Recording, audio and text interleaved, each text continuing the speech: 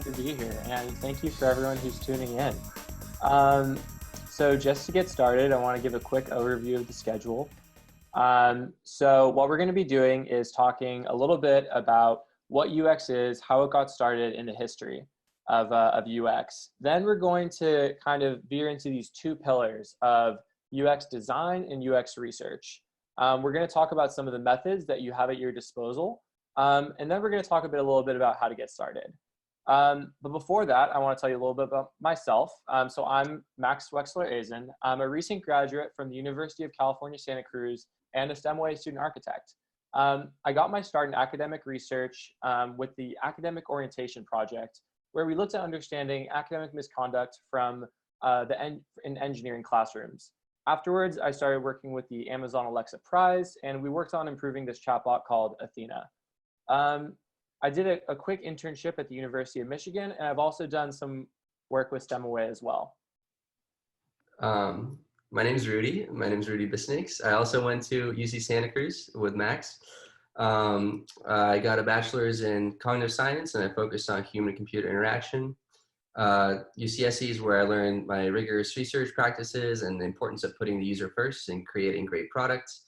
I also worked for a research lab where I did some work on VR studies and things like motion pareidolia. After graduating, I felt like I wanted to learn more practical UX design skills, so I went to General Assembly where I completed a UX Design Immersive course to get a more technical and holistic understanding of the design process and where it fits in business and large organizations. Since then, I've worked with e-tech's company, Vital Source, to conduct research on how students use their platform. And I've also just been working as a freelance UX designer, doing consulting for small startups and individuals. Cool. So I know there are a lot of us here, and it might not be the easiest way to ask questions. So we're going to have every so often just like a break where you can ask questions in the Q&A box. So if you have a question now, just write it down and then enter it here, and we'll get to them. So Rudy's going to talk about how UX is a pretty new field. So it's pretty likely that some of us haven't even heard of UX before. I personally only learned about it about 2.5 years ago. So what is UX? UX stands for user experience, and it encompasses all aspects of the end user's interaction with the company, its services, and its products. So later on, when someone asks, hey, you're in a webinar for an hour, what did you learn about? This can be your key takeaway here. One aim of UX is to reduce the negative aspects like frustration or annoyance of the user experience while enhancing the positive ones like enjoyment or engagement. In essence, UX is about developing interactive products that are really easy, effective, and pleasurable to use from the user's perspective. UX is really important because it focuses on the needs of the users and how they interact with the product. It's about making great experiences that help, entertain, or make people's lives a little bit easier. This is really important because good design is often invisible and bad design is really, really visible. If you ever take a human factors course or any sort of UX course, it's really likely that you're going to learn about doors. And the reason you're going to learn about doors is because even though they've been around for a really long time, there's still some pretty poor design. So think of a door with a pull handle. That gives you the affordance that you should be able to pull that door to open it. But sometimes, as I'm sure many of us have seen, you try to pull it, but it's actually a push, and it makes you feel dumb and kind of annoyed. So a solution to that are crash bars, the doors that don't even have a pull handle that you just push. That's an example of an invisible piece of design that a lot of thought has gone into, but when you interact with it, it's just completely seamless. So keep in mind that every product has a user experience, from a newspaper, a ketchup bottle, a jacket, or an armchair. By this, I'm meaning how a product behaves and how it's used by people in the real world. So a UX designer and researcher try to find that most ideal user experience. I'm going to tell you guys a little bit about the history of UX, just give you a little brief overview and give you some context. The term user experience was coined by cognitive psychologist Don Norman in the 1990s, but it's a concept that's been around for much, much longer. Some could argue that its roots reach as far back as ancient China and the concept of feng shui, or ancient Greece and the concept of ergonomics. Others might say that user experience has been around as long as people have been making things. You know, like Max mentioned, doors, ketchup bottles, anything that you make has a user experience when you use it. In more recent history, UX brings us to in the Industrial Revolution and a mechanical engineer named Frederick Winslow Taylor. He wrote a book called The Principles of Scientific Management, and he was responsible for Taylorism, which was a factory management system developed to increase efficiency in the manufacturing process. In this process, Taylor investigated the way workers interacted with their tools in order to make production more efficient. And while he got that part right, Taylor's ideas are criticized a little bit for reducing workers to mere cogs in the machine. But moving towards a more human-centered approach, in 1948, Toyota instated a new production system which still valued efficiency in engineering and production, but it also sought its employees' input. The assembly workers' contributions were valued greatly, almost as much as the technologies used. The roaring success that Toyota experienced as a result brought new attention to the role of human interaction with technology. Other notable contributors from the mid-20th century are industrial engineer Henry Dreyfuss, who wrote a book called Designing for People, and also Walt Disney. Walt Disney put a huge emphasis on the user when he was designing the Disney World. One of the fundamental things that he told his Imagineers, as he called them, were know your audience, wear your guest shoes, communicate with color, shape, form, and texture, which are very similar to a lot of UX concepts. I'm going to jump over to the 1970s and the rise of the personal computer. Many of the most influential developments came from the Xerox PARC Research Center. In many ways, PARC set the tone for the personal computing as we know it today, and they're responsible for things such as the graphical user interface and the mouse. It wouldn't be a UX course without mentioning Apple. In 1984, the original Macintosh was released, and ever since the company has been a pioneer of design and user experience. And they've created iconic products like the iPod and iPhone, all focusing on the user experience. But it wasn't until 1995 that while working at Apple, Don Norman used the term user experience to describe all aspects of the person's experience with a system, including industrial design, graphics, the interface, the physical interaction, and the manual. And the rest is history. User experience has been growing as a field ever since. It's really ramped up in recent years, and it's constantly evolving as new technologies emerge, and there's always going to be a need for user experience professionals. Cool. So I'm just going to frame how the rest of this webinar is going to go. We're going to talk about two pillars of UX, research and design. And the reason we're talking about it like that is because it can kind of help you conceptualize what a researcher and designer might do. But this is not to say at all that these are like entirely separate things. UX is very much interdisciplinary. Research will motivate design, and without design, what's the point of your research? So many of the methods that we're going to talk about are used by both designers and researchers. So I'm going to talk about UX research methods, and then Rudy is going to talk about UX designer methods. So any questions before I get started on the two pillars, history of UX, what UX is, or anything, I guess, about Rudy and myself? That's also, okay, that's fine. We can keep going. If you think of anything, please ask questions. It's really fun to answer them. So moving forward, talking about the UX researcher tool belt. There are a lot of methods within UX research, but before we get into those, one thing that's really important to talk about is the concept of triangulation. And this means investigating phenomenon from multiple perspectives. And this can be seen from taking different theories, but for a UX researcher, it's really important to apply different methods when solving a problem. So for instance, when I was working for the academic orientation project and we were trying to understand why there's a higher rate of cheating within engineering courses, what we did was we went into the classrooms and we observed the way teachers are talking about academic misconduct. And we also went and talked with students about their experiences with academic misconduct. So if we only did one of those things, it wouldn't have painted as full of a picture as doing both. So it's really important to take different methods to understand the problem at hand. And also keep in mind that there's no one perfect method. So to be a great researcher, you really need to have multiple methods at your disposal and on your tool belt.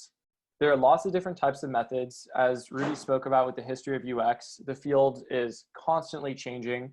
But this is a broad overview of some of the most common ones and the ones that I've also used as well. So these next few that I'm going to talk about are data gathering techniques. And what I really want you to take from this is to see that you have different methods at your disposal and that there are pros and cons of each of them. So first off are interviews. And I like to think of interviews as a conversation with a purpose. Interviews are different in the amount of control the interviewer imposes on a conversation. So for instance, if I were just to ask like a bunch of questions in a row and get your response, that would be called a structured interview because I'm controlling the whole conversation. What I want to talk about are semi-structured interviews, since I think they're the most useful and I have a little bit more experience with them. So how a semi-structured interview works is the interviewer starts with pre-planned questions and then probes the interviewee to say more until no more new relevant information is forthcoming. So you can kind of think of your role as an annoying sibling who's always asking why. In some ways, that's kind of what you're doing. You're trying to really get at the reasoning of the user and really push them to provide all information they can. And it's really great because you might be learning things that you did not initially plan for. A really common tip for these types of interviews is to record them. But of course, remember, you have to ask people's permission before you record them, or to have someone take notes later on. Some of the advantage of these interviews is that you can probe your interviewee for more information. And some of the disadvantages is that interviews can be really time consuming. From the point of recruiting to getting them into the lab for data analysis, it can take a really long time. Another thing to consider is that when you're interviewing someone in a lab setting, I'm not sure if anyone's ever done any research studies before, but it can be kind of weird going into a new environment and talking about the things that you normally do. So when you bring people into an environment that's not necessarily what they're comfortable with, you might be intimidating them and they might not be providing the best answers. So moving forward, there's kind of a dilemma. We're doing these interviews and we're getting responses, but how do we know what users say is always what they do? So for instance, when asked a question, people sometimes just give answers they think shows them in the best light, or they may just forget what happened, or they may want to please the interviewer, satisficing by answering in a way they anticipate will satisfy the interviewer. So for example, in this academic study, it looks at the maintenance of telecommunication software. The developers stated that most of their job involved reading documentation, but when the developers were actually observed doing their work, it was found that it was much more common that they would search online and look for source code. So that's an example of how people may think that it makes them look better to answer a question in a certain way, even if it's not really the way they do things. So to get around this, what we can do are usability testing sessions. And pretty much what this is a direct observation done in a lab setting. What you do is place the user in front of the interface. So for instance, if I was to pull up my phone and look at Spotify, and you could give someone a task. So go make a playlist. Pretty much you're just asking them to do that and seeing what sort of things they run into. When you're doing this, it gives insight that you might not just get from an interview. For instance, someone may think that they're really great with technology and say that during an interview, but you see them later with a mobile device and they might really struggle with it because being great with technology doesn't necessarily mean being great with computers and also with a mobile device. Another great thing about usability testing sessions is that we can find pain points, where that's a word that describes where users struggle with something within the user flow, which Rudy will get to a little bit later. A great way to gain insight when doing these testing sessions is to ask the participant to use the think aloud technique. This is pretty much what it sounds like. It's where you ask the user to verbalize the thoughts they're having, and this lets you know what the user is trying to achieve. So think of if you were watching someone or you were watching me and you saw me try to access something on the app. Maybe all you would see is that I can't do it, and that's not all that helpful. If I was thinking aloud or you instructed me to think aloud, I could tell you what I was trying to do and what approaches I was taking, and that's a lot more useful than just seeing that someone's struggling. Speaking of when people are struggling during the task, one thing that it's really important to do, but can be kind of hard, is to make sure that you're not giving people help. Because you need to see every single problem that the user might run into. And at the end of the day, you're not going to be with every user when they try to interact with your interface. So you need to sort out the problems that are happening now. The advantage of doing a usability testing session is that you get to see the participants interact directly with the interface, and there aren't really too many distractions to run into. The disadvantage is that, again, it's an artificial setting a lot of the time. So there are ways to avoid this, but let's conceptualize it first. Let's just say I was looking at Google Maps, and I had someone say, hey, I want you to get from Santa Cruz to San Jose. And they say, okay, great, you just take the 17. But that's not really the context in which someone's actually using Google Maps. So for some studies, doing usability testing in the lab would work, but in others, it's kind of a little too artificial because it's not really the context that they would be using the app in. Great, so moving forward into indirect observations. This can be a really great way to find new ways that people are doing things. And it's a way to observe users without interrupting their activity. So it's really natural and you're not including any bias. So one way you could do this is through a diary study. And that's pretty much what it sounds like. You ask the user to keep track of what they did, when they did it, what they found hard or easy, and what their reactions were to a situation. Some of the advantages of taking an approach like this are that diaries are really useful when people are scattered and unreachable in person, for example, in like mini web-based projects.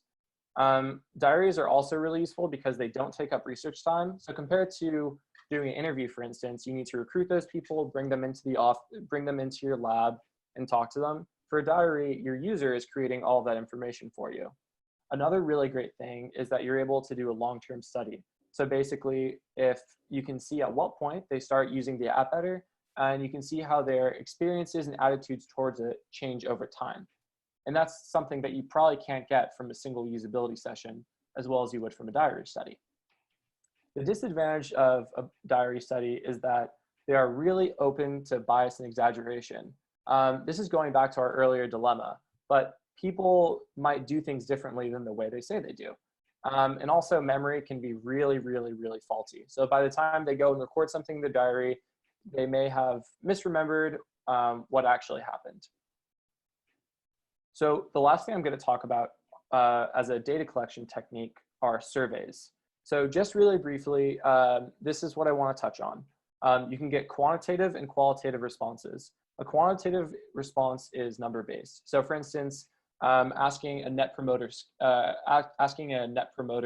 scale question. So how much would you recommend this question to a friend on a scale from 1, not likely at all, to 7, being very likely? The responses you get from that would be quantitative. Qualitative would be asking a question like, why would you recommend this to a friend? And just having someone type something into a text box. Another good thing about surveys is that you can get tons of people with low resources. Think of if with a diary study and interviews, we have to individually reach out to all these people. With surveys, there are tons of services where you can just get hundreds of responses. And when you're doing a quantitative analysis, you really need more participants in order to prove your findings. The con about surveys, which is why I'm not getting into them too much, is that the design is really, really, really crucial. Your response rates might just end up being really low. And unless it's carefully designed, the responses may not provide suitable data. So for instance, let's just say I was evaluating a new product and I put out a scale saying, how much do you like this product from a scale of 1 being okay to 7 being great? Well, everyone's gonna have positive feedback because there's no room to say anything negative because it's okay to great. So the words in the way you describe things on your survey is really, really crucial. So before I go on to some ways that you can collect and evaluate things without collecting data, I just wanted to see if anyone had any questions so far. So when you're collecting data, are there some goals that you've set beforehand that we need this many responses to be able to say that with this much certainty we have this result or something like that? That's a really good question. Thank you for asking that. So I guess it depends if the information you're collecting is quantitative or qualitative. If you're collecting quantitative data, you're going to need a lot more participants in order to prove your findings. So let's just say I collected 10 people and asked what your favorite flavor of ice cream is. It really could be that the finding that 7 of you just like chocolate ice cream, and it could be very random. So with the more people we have, the more confidence we have in our results. For usability testing, the same thing could be said, but it's kind of unfeasible to bring in 100 people into the lab and then interview all of them. So the number that I've been told, which is kind of tried and true in industry, is having 15 participants. I don't know if Rudy, if you've seen something like that as well. The rationale behind that is because if you have more than 15, it's going to take a really long time and you're going to be investing a ton of resources. If you don't have enough, you're still having that problem that we had with the survey. So you're not really working with enough people to be certain about something. So going forward into ways that you can evaluate things without collecting data. The first thing that you can do is called a cognitive walkthrough. And I've also heard of this being called an expert review as well. So going back to the history of UX thing, it's an evolving field and there are new names for lots of things. So it can kind of be hard to keep track of. But to the best of my knowledge, a cognitive walkthrough and an expert review is something that we do when we're not really able to access users or we're early in the research phase. So a cognitive walkthrough involves simulating a user's problem-solving process at each step in the human-computer dialogue, checking to see if the user's goals and memories for actions can be assumed to lead to the next correct action. So that's kind of a fancy way of saying, will the correct action be sufficiently evident to the user? So will the user know what to do to achieve the task? Will the user notice that the correct action is available? So can users see the button or menu item that they should use for the next action? Is it apparent when it is needed? And will the user associate and interpret the response from the action correctly? So will the user know from the feedback that they have made the correct choice or incorrect choice of action? So in other words, will the user know what to do, see how to do it, and understand from feedback whether the action was correct or not? You can kind of think of this as a solo usability test, but when you're doing a cognitive walkthrough, you pretend that you are a novice user and you go through the app, recording pretty much every single snag that you might run into. It's really great to document the process. So when I do a cognitive walkthrough, I like to have like a screen recording. I like to record my voice, and I like to implement the think aloud technique for myself. So I can just verbalize my thoughts and then come back to it later and see which ways I can create improvements. A good way to practice this is really to go to any website and just walk through. Doing that and like really asking why and going through slowly will give you a sense of the thought process that went into designing the informational structure of the website. And like I said with the door, when's the last time that we really thought critically about, a door with a crash bar? It's oftentimes where we don't notice it, it's because it's invisible. And a cognitive walkthrough will make it a little more visible for you. So the last technique I'm going to talk about are heuristic evaluations. So in heuristic evaluations, you're guided by a set of usability principles known as heuristics to evaluate whether user interface elements like dialog boxes, menus, navigation structure, online help conform to tried and tested principles. These are like pretty high level things to compare an interface to. They're originally developed by Jacob Nielsen, who looked at a bunch of usability problems and came up with like 10 solid solutions for them. So I definitely recommend later on going and checking out these 10 heuristics, but I'm only going to talk about 3 of them just because we don't have a lot of time on our hands. And these are 3 that I think are really important. So the first one, consistency and standards. So users should not have to wonder whether different words, situations, or actions mean the same thing. Just follow platform conventions. So for instance, if I'm creating a job hiring page, I'm not really going to want to use that many different words than job. So it shouldn't be like job, vocation, career, opportunities. Every single variation is adding on to the mental load of the user and just making things a little more complicated. The second, help users recognize and diagnose and recover from errors. This just means that error messages should be expressed in really plain language, no codes. and precisely indicate the problem and suggest a solution. So for instance, if a program crashes and you get like 50271 as your error code, that doesn't really mean that much to most people. So instead, a better solution would be to say, this is what happened, here's a step you could take, this is what might have gone wrong. So just using clear language when something goes wrong can just really reduce the frustration that a user might feel. And the last one, which I think might be the most important, recognition rather than recall. Minimizing the user's memory load by making objects, actions, and options visible. So this pretty much means that your user shouldn't have to remember a ton of information from one dialogue to another. Those instructions should be really easily visible and easily retrievable. So an example that I was taught was when you're going online shopping and you see something like men's, shoes, Nike, having that information structure visible just makes it a lot easier to understand where you are in your process to buying a pair of shoes. So these heuristics are intended to judge aspects of interfaces against them. So you take these 10, you keep them in mind, and you go through your interface again and again and again, just testing it against these principles. But as Rudy said, with UX as an expanding and changing field, these heuristics might not always fit.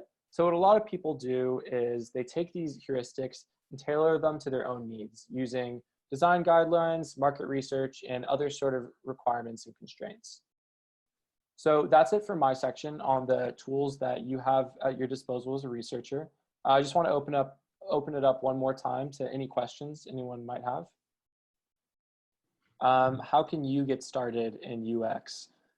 So one, I mostly talked about data gathering techniques, and that's because we didn't really have time to go into data analysis and presentation.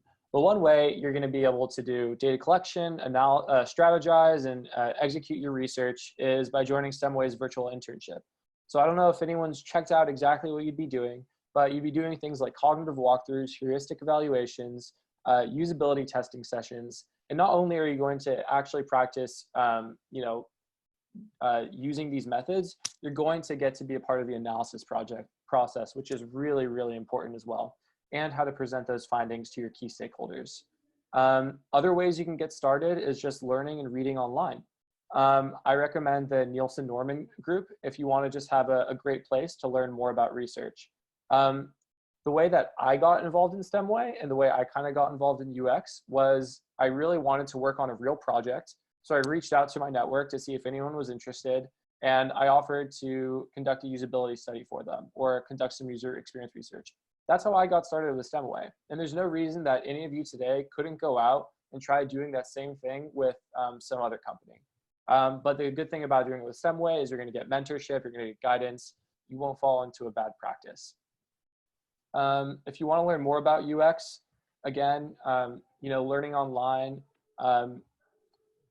taking part in this online program. Some books that Rudy and I really like that we'd recommend are Don't Make Me Think and Design of Everyday Things, which are two really great, easy to read books. And if you're looking for something more like a textbook, the one that I learned from that I still use all the time that I used to help me prepare for this presentation is called Interaction Design. All right, thanks, Max. I want to begin by going over the different parts of the UX design process. There are 4 or 5 main parts of the process depending on who you ask, but it's more or less the same. The terminology changes around, but the ideas stay the same. So this process kind of starts out broad and messy and gets more refined as you keep going and making your product or design more refined. The first step is research, and it's the basis of all good user-centered design. You use research methods like the ones that Max talked about to test your assumptions about what the user needs and gather real evidence to back up your decisions when designing your product. Research is super, super important. You should always do plenty of research before designing anything if you want to be a UX designer, because you need to find out what your user needs and actually wants. After you've analyzed your research findings, you move on to the ideation and design phase. This is where you brainstorm possible solutions to your problem, apply design principles, create things like concepts and flows and sitemaps, and figure out the information architecture, among other things. Using the ideas and outlines created during the ideation phase, you move on to the third stage, and you create higher fidelity visual representations of your product through mockups and wireframes. Eventually, you arrive at a prototype, which you can bring to your users for testing. The testing and iteration phase is where you observe how users interact with your prototype, and that's how you get feedback. This is where you do your usability testing. This is where you discover pain points and use this data to further redesign your product. This whole process is very iterative. You're always trying to get more feedback and trying to figure out where your product is lacking. The last stage is the evaluation stage. After shipping your product to the public and seeing how users interact with it, you ask yourself and your team all these sorts of questions like, did it work? Where did our team do well, and what can be improved? Did we solve the user's issues and pain points?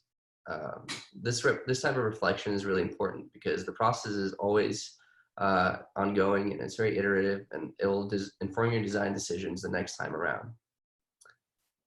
So yeah, that's the broad overview of the UX design process, but it's important to note that it varies from role to role and company to company. You might be a UX researcher, so you're only focusing on the research like Max perhaps, or maybe you're overseeing this entire process at a smaller company. Now that we've gone over the broad strokes, I'm going to go deeper and tell you guys about some tools in the UX designer's tool belt. But before that, are there any questions about the UX design process? How much functionality does a prototype have? So prototypes can be very rudimentary and very basic, or they can be on the other end of the spectrum where it's as close as to the finished app or product as you want. So the most basic prototype can be just a paper prototype where you print out the different screens of your app and you put it in front of a person, and you kind of act as the computer. So you'll put a screen in front of them, ask them to click a button or something, or ask them how they would think to accomplish some task. And then they tap the button on the piece of paper, and you switch it out for another piece of paper of the next screen. So that's probably one of the most basic prototype fidelities. Or you can go all the way you can use tools like Figma and and Sketch and FramerX and things like that, where you can create a really high fidelity and complex interactions that look just like the real thing. And then there's everything in between. Just simple hotspot prototypes on Sketch or Figma or InVision, people still use it, where you just click on a hotspot that you've predetermined, and then it takes you to a new screen, and then there's basic animations that are involved. So yeah, prototypes, the basis for a prototype is that it shows some kind of functionality. That's what differentiates it from a wireframe. So yeah, you can get pretty basic with them, and you can get very complex as well. So yeah, I want to tell you guys about some of the tools in my little tool belt. These are by no means exhaustive. These are just a few common things that I think lay the groundwork for any UX designer's tool belt. One of the most basic but valuable tools in the design tool belt is sketching. Sketching is often the first step taken when trying to visualize the thing that you want to make. Why do we sketch? Sketching allows you to explore possible ideas, to refine them, to communicate them visually, especially to stakeholders who might not easily understand your jargon. A lot of being a UX designer is communicating with different parties. You're not only just working with other designers, you're also working with developers and business people and clients. So sketching is an easy way to present your ideas very quickly, and it helps you easily validate ideas with your team. And above all else, it saves you a lot of time. So to start sketching, a lot of people think that you need to be an artist or be very talented, but you don't. All you need is a piece of paper or a whiteboard and something to draw with. You don't need to be an artist to sketch. It's really easy.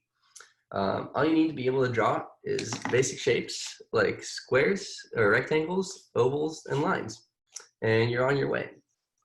If you combine these shapes, you can draw pretty much any interface pretty easily. See? Combine all these little shapes and you got the basic wireframe or a basic sketch of a mobile app. I spoiled the next section by saying wireframe. That's the next tool in my little tool belt. Wireframing or sketching lends itself very nicely to wireframing. What is wireframing? Think of it as a blueprint for your app or your website. Wireframes are the skeleton of each screen in your project, and they're useful tools for conveying the bare bones design to stakeholders. Wireframes can be hand-drawn or created digitally using programs like Sketch or Figma, or there's a whole slew of them out there. Wireframes save you time and resources, and they help validate your design early in the process. Let's add a few more circles and lines to our sketch from before, and we'll create a wireframe for the Instagram newsfeed. It's that easy. So just like sketching is part of wireframing, wireframing lends itself to prototyping. It's important to note that while sketches and wireframes are static representations of the design, prototypes are interactive models of the product. They're simulations of some or all parts of the finished design. Prototyping is a super important part of the design process. It's how you test and iterate and find out flaws in your product. Prototyping lets you test the functionality of your product. It lets you test the flow of how a user might accomplish a task, the interactions and animations, the usability. And just like the previous methods that I mentioned, prototyping is used to save time and money. Instead of shipping a completed product only to find out that you have to rebuild it, prototyping lets you find and fix issues really early on. Also, Rudy, we got a question in the chat. What differentiates sketching from wireframing? Yeah, so sketching, my favorite free wireframe tool is probably Figma. Figma is killing it in the game right now. It's free, it's collaborative, it's really simple to use, and you can use it for a lot of things outside of just wireframing and UX related things. But what differentiates sketching from wireframing? Sketching is just, it can go from, you're sketching a single element of a UI, whereas wireframing is more defined as you're making the blueprint for the app. You can draw it on paper or it can be digital. Sketching is more of a quick and easy way to just convey your ideas, and it's usually the very beginning stage of the design process, at least visually. Wireframes also can be, varying fidelities. It could be something like something drawn on a piece of paper, or it can be very high fidelity and can look a lot like what the app would actually look like. But usually wireframes are black and white, so you're just trying to convey the functionality, or not the functionality, you're trying to convey what the product will look like in a static state, if that makes sense. If there's no more questions for now, I'll move on to the different types of prototypes. So the most basic one, the lowest fidelity prototype, is a paper prototype. Just like wireframes and just like with wireframes, prototypes can be made with pen and paper and maybe some tape. I've seen some very creative ones where people make whole like pop-up style paper prototypes, but that's not necessary. Paper prototypes are cheap, fast, and easy. Another advantage of paper prototypes is that they get you more genuine feedback sometimes, because people are more likely to give you genuine reactions and feedback on product's features if you just present them with a piece of paper, as opposed to a really polished app that they might think that you spent a lot of time on. They don't want to hurt your feelings. The next level up is a clickable or tappable prototype. Clickable prototypes can be mid to high fidelity, and they show a digital representation of the product. They can be as simple as creating hotspots in Figma that take you to a new screen, or advanced facsimiles of the real thing that show complex interactions. And the highest level up is a functional prototype. It's the closest thing you can get to a full-fledged product, and it's often a coded clickable prototype designed to get as close to the feel and functionality of the final product. Yeah, so those are the types of prototypes. Of course, there's levels in between. There's all people. Sometimes people use just simple slideshows as a prototype, but these are the three main tiers, I'd say. Moving on to user flows. User flows are a tool that is often used in making prototypes or just to understand how a user might interact with a product or a feature. A user flow is the path taken by a user on a website or app to complete a task. The user flow takes them from their entry point through a set of steps towards successful outcome and final action, such as purchasing a product. Why do we make user flows? They help us better understand how a user completes a task over time. They're a quick way to look across aspects of a user experience according to their sequence, as opposed to only a single moment. Sequencing the experience can give us clues and expose gaps or problem areas. And user flows help other stakeholders better understand our ideas. So user flows basically look like flowcharts that show how the user might get from point A to point B and the possible decisions or paths that they might take. So going back to our Instagram example, I made a user flow for following a friend on Instagram. So what you would do is you open up your app and you're first met with the feed of your Instagram app. You would tap search, type your friend's name, tap their name from the results, and then tap follow. This is a super simple linear user flow of how to get from your home page to following a friend. They certainly get a lot more complicated the more choices and elements of the flow you introduce into your system. So I just want to give you guys that one as an example. It's very straightforward and linear, but they can get a lot more complex as you go on. The last thing I want to talk to you guys about today is the user persona. So what is a persona? A persona is a good way to lay out your research and use it as a guide to remember your user's needs. So a persona is a user archetype you can use to help guide decisions about product features, navigation, interactions, and even visual design. Personas are like an avatar for your target user. They're a way to humanize and better understand the users that you're designing for. Persona usually involves a description of the user's goals, pain points, habits, and any other characteristics that might be relevant. How do you make a persona? Personas are usually made by analyzing the user research data, such as interview notes and demographics, and you try to find common trends that might represent a particular segment of your target population. Why do we make personas? Personas remind us who the user is. It's really important to always keep in mind who you're actually designing for and not get carried away with your own ideas and start designing the product for yourself. Personas also help us summarize user research. They help focus design efforts on solving the user's problems. They make the design less subjective, and they help us stay focused on the user. So going back to Instagram as an example, imagine you were on the Instagram design team and you wanted to design a new feature for artists trying to promote their content.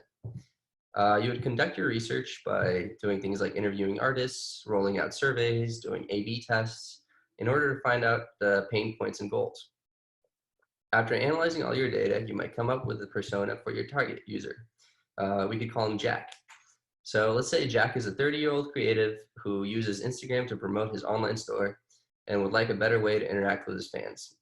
Now you can use Jack as your North Star for remembering who you're making your new feature for. And that's how you make a persona. So that was the last of the design methods I'll be going over today. Please let me know if you guys have any questions. So I think I saw 2 questions in here. Maybe on average, how long does it take to do an evaluation? So for a usability evaluation, it can depend. So if I was to, so I think for a project that I worked on, we asked people to do one task. and that task was to build a Spotify playlist.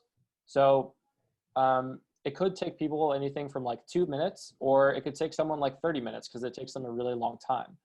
It really depends on how many things you're asking the user to do, and how difficult the task is. If you're doing an interview, it also really depends on how many questions you're asking. I've been in studies before where it's like an hour and a half interview. Personally, I find that exhausting. So I like to keep mine to around 30 minutes. But also if you're incentivizing people pretty well, as some companies will give you like $200 to participate in an interview, you can ask people to stick around for a little bit longer.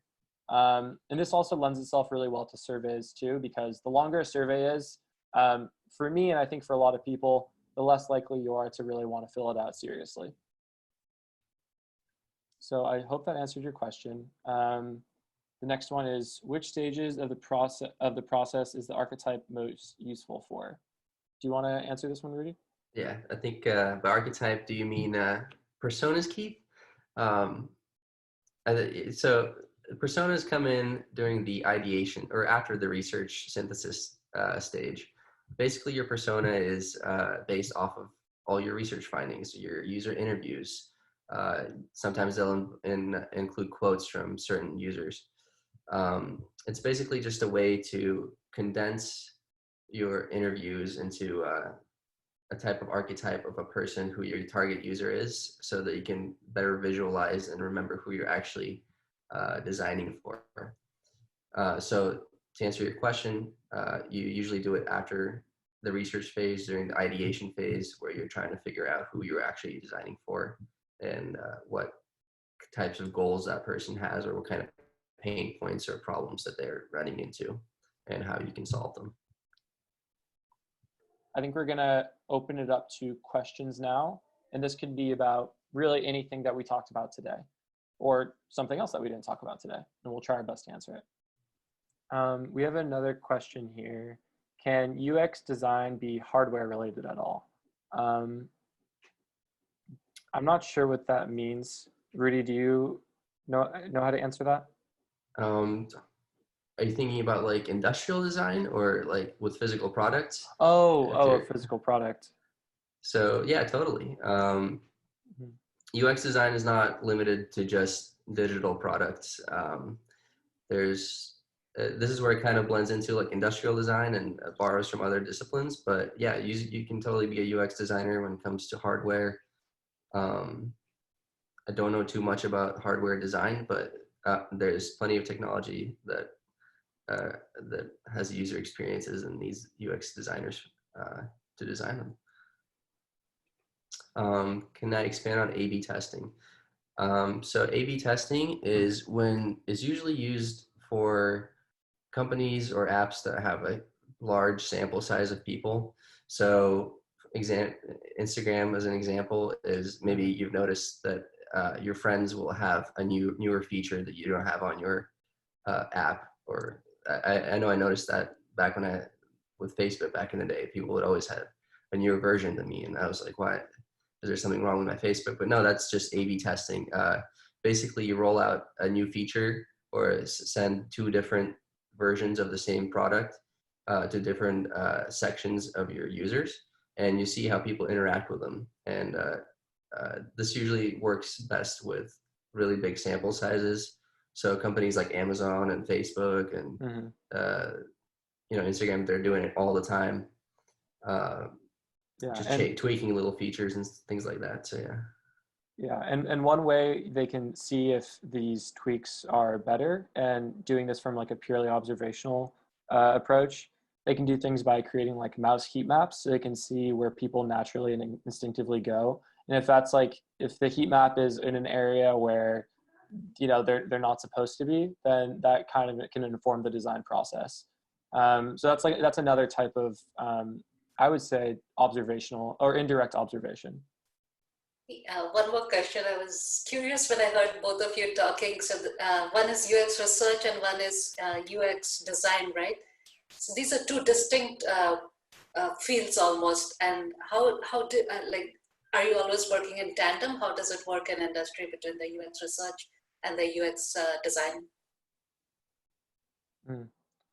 Um, well, let's see. Most of my background is in academia, but from what I've seen and what I've read, a lot of the time, what happens is the researchers will do a couple of things. One, they'll go out and find new use cases and new needs that users might find, and then tell the design team. Another thing that research can do is validate the design. So they can test that new design that designers come up with and try to see if it's actually working the way it should. Um, they are two distinct fields, but I don't think it's entirely uncommon for people to have both skills, knowing how to put together prototypes and also know how to conduct research. Um, yeah. Anything else, Rudy? Yeah.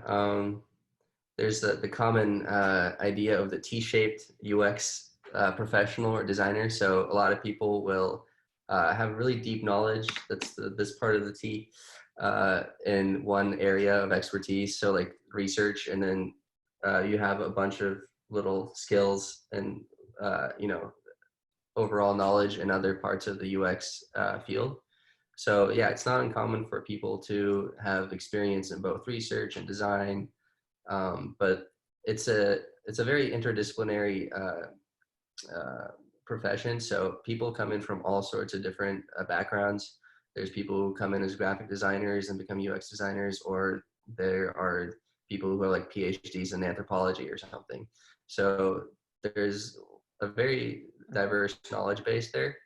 Um, as far as people working together, I think at bigger companies where they have more funding, it gets more and more separated and specialized. So you'll have a specific person whose only job is to do research, and then a person who is only doing, prototyping or design.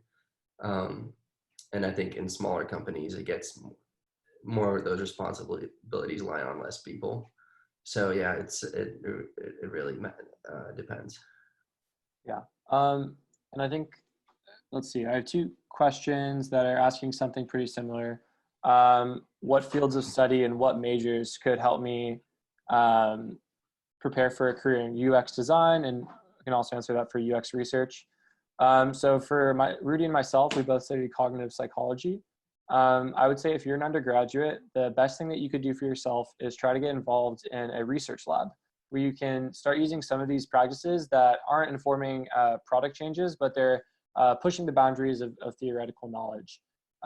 So psychology, cognitive science, human factors, computer engineering, those are all really great, or mostly not, I'm not sure about computer engineering, but all those are really great ways to get started in UX research.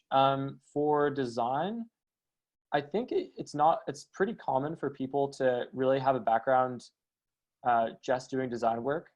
I don't know exactly what that is called, Rudy, but really taking classes, learning how to use Photoshop, like the Adobe suite. A lot of people have that type of background when they get into like UX design.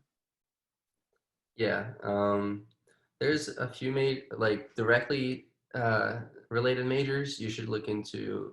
I think as it's getting more popular, universities are actually providing more design and UX related majors. They all have different names and stuff. So I did cognitive science and focused on human computer interaction. A lot of people I know that got into UX, they had some kind of HCI or human computer interaction type degree. They all have those types of names.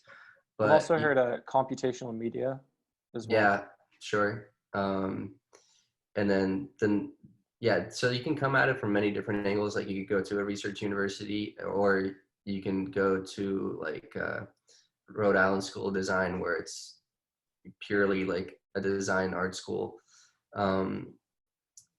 Computer science is also another way. I think a lot of schools don't offer. You kind of have to. Go out of your way to take the correct classes and really tailor your curriculum.